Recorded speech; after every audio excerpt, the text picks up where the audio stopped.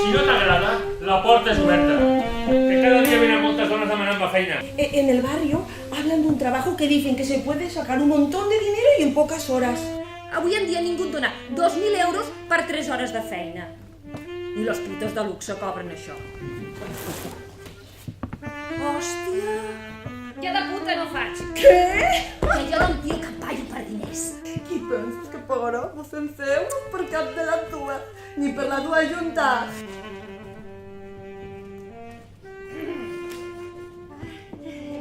Quina idea tens del pentinat que et vols fer, carinyo, Alguna cosa semblant al que portes ara?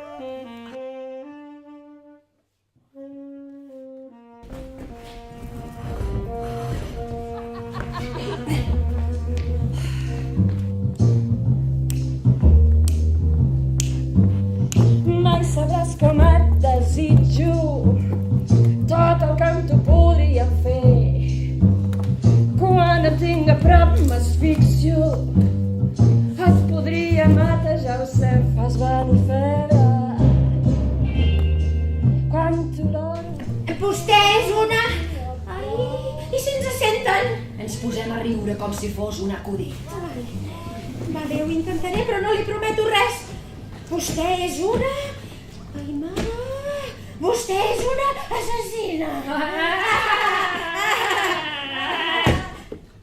Demà, quan el llevis i miris aquest bitllet, ho veuràs tot ben diferent, que t'hauran passat totes les angoixes i podràs pagar el lloguer i renovar el mobiliari i anar a l'Ikea. Que no t'ho he dit mai, però mira que tens un pis cutre que t'hi cagues. ¿Viste?